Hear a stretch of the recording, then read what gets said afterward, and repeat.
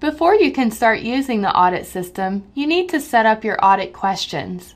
To set them up, from the main audit menu, click on Audit Questions under the Other Options section of the page. This will take you to a list of your compliance audit questions. We can default some of these questions into the system for you if you just contact our training department and let them know that you'd like to default in some sample audit questions. We may have to have that request in writing, so if you want to, you can email the request to training@healthtrustsoftware.com. If you want to just set up your own questions, under the Other Options tab, click on Add Question. This will pull up an Add Question field and allow you to type in the question,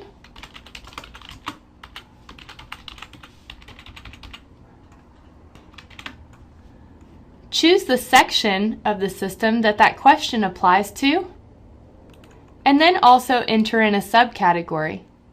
A subcategory is helpful to actually group together the questions from the same area.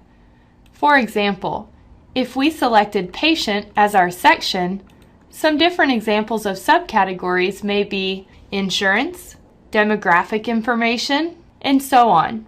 This will allow us to have different subcategories or grouping options within that one patient section, so all of the questions aren't just lumped together in one big giant list.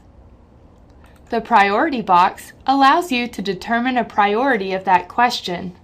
Higher priority questions are going to move towards the top of your list when your staff is auditing that patient record. Typically, the priority that's added into this box is a number between 1 and 10. 1 being the most highest priority and 10 being the lowest priority. The value box allows you to determine a value for that particular question. Again, the value is typically a number 1 through 10. However, a question with the value of a 10 is going to be a lot higher value than a value of a 1. So your higher or more important questions need to have a higher value number in this text box. The Help text box allows you to just enter in helpful hints for your staff that may be auditing those patient records. It could be specific ways that you want them to answer that question, maybe different pages that they need to look at to ensure that they actually do have that information done. And then you can also limit this particular question to a specific type of service code. Make sure that if you are limiting it to a type of service code or a specific type of visit being done, that the section is listed as charges, because charges in our system are visits.